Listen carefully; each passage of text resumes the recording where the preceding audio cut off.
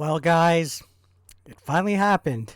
Sooner or later, we all knew that the narrative, the wokies, the cancel culture, the triggered, intolerant people that are tolerant will bite the hand that feeds. Because you give them an inch, they take a fucking mile. Well, it all starts now. Look at this ridiculous freaking opinion article from Time Magazine. They are basically biting the hands that feed here, going after Bud Light. We all know the whole situation going on with the Dylan Mulvaney backlash, with the LGBTQ narrative being promoted with Bud Light. To use a phrase that triggered a couple people in my last video, they gayed it up. They gayed Bud Light super up.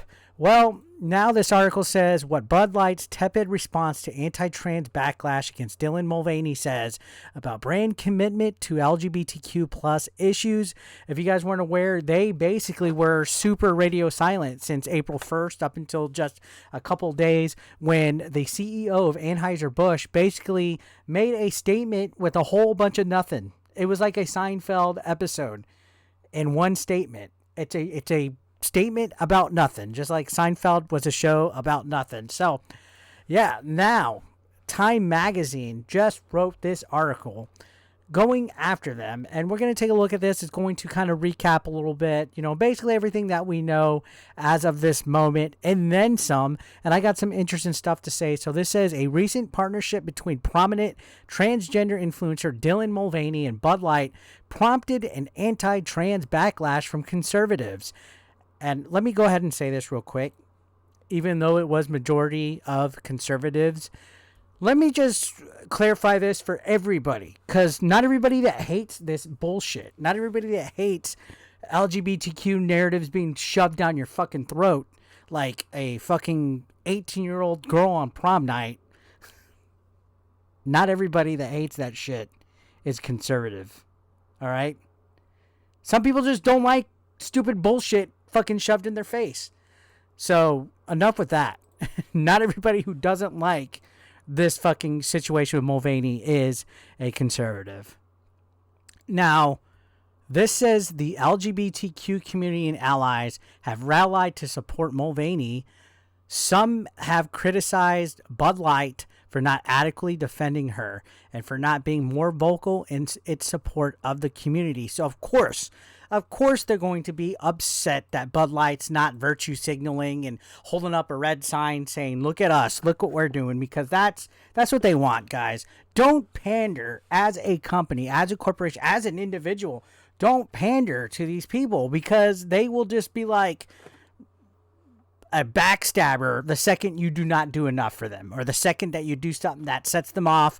You're going to get canceled yourself. They are going to bite the hand that feeds. They're going to say that whatever you did for them was not enough, that you're going to have to die on their sword when the going gets tough. So backlash from the LGBTQ plus side, because Bud Light's not being vocal enough, ladies and gentlemen, during this backlash. They were quiet since the first, remember? Now, continuing this article, it says Mulvaney partnered with Bud Light earlier this month and made a sponsored Instagram post for the beer that showed a custom can featuring an image of her face. The post was quickly bombarded with hateful comments and threats to boycott the company for featuring her. And we all know the backlash that has gone on and saw how many losses have been met. So this says, online criticism has grown over Bud Light's quiet retreat following the backlash. The incident has prompted further conversation about how companies treat queer representation in their marketing. This is the fucking problem, though, man. Why should a company focus on queer marketing? Why don't they just market to a whole broad general fucking audience? Or market towards their main fucking demographic, which is not a demographic that's less than 10% of their fucking population of drinkers. They cater to a small percentage of people, and when you go woke, you go fucking broke. And I hope if this is triggering you, if you think I'm some fat neckbeard in mommy's fucking basement, in my opinion, is triggering you enough to say that I need to do my research. Oh, Eric, you need to do your research, and you're triggered over a can, and you're just stupid, and blah, blah, blah. Yeah, okay, good. Please leave that comment down below. You guys have been helping the channel out with the recommendations. So look at this right here. Here's a tweet by Benjamin Ryan that says Anheuser-Busch caves to the pressure of a massive campaign against the company after it used trans influencer Dylan Mulvaney as a spokesperson for Bud Light.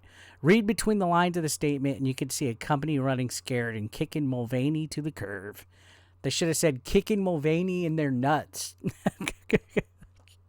So yeah, this is a Wokie upset about Anheuser-Busch responsibility to America statement, which again was just a paragraph of nothing. You know, they didn't really say shit. So now the backlash is happening because of that. They should have just not even said anything if they were going to put that statement. You see, queer and particularly transgender representation in advertising has become more common in commercials, billboards, social media, and activists say the impact can be positive, but the queer community is long advised to be critical of superficial allyship, known as pinkwashing. Now this person is saying that Bud Light pinkwashed. My brother in Christ, the company who owned Bud Light, donate to homophobic Republicans, anti-woke rightoids, weird leftists, forgetting that pinkwashing's a thing. So now they're saying that Bud Light wasn't genuine at all because they have companies that own Bud Light donate to homophobic Republicans, right? Because everybody has to have that tunnel vision, right? Everybody has to have that tunnel vision. If you work for a company, you cannot be conservative or right-wing at all, guys, or else the entire company is homophobic just because of a handful of people that might donate or whatever. All right. In my opinion, and I grew up a long time ago, when I was growing up, I was told by my politics teacher that your right to vote is yours and your choice to vote is yours, and nobody should have any kind of bearing on where you choose to vote and what you believe in, because it's your fucking right as an American citizen to vote freely for who you want based on the issues that you fucking care for. But these people don't give a shit. You have to vote the way they fucking want, and it's fucking tiring. It's bullshit. So continuing on, you can see in advertising, pinkwashing refers to corporations appropriating LGBTQ plus symbolism to promote their brands or products without committing to support queer equality financially or legally. So that's what they're accusing of it. People online also point out that beer producers' previous involvement donating to politicians that support anti-LGBTQ policies, a classic indicator of pinkwashing. The clash is stark as anti-trans discrimination and legislation persists as a focal point in America's political culture wars. So yeah, basically, as my phone fucking threw off my mojo here, so you can see this goes on to talk about how Bud Light released their statement and that they said they never intended to divide people and that they're in the business of bringing people together. And they basically, you know, their whole statement of nothing, right? However, there's a vice president of client services for Target 10, which is an LGBTQ plus marketing agency. They told Time this. I think that if a company is going to take a stand by being inclusive in some way, shape, or form, Bud Light, for example, Dylan Mulvaney, and there's backlash that receives attention, the company in an ideal world will respond in a more full-throated way.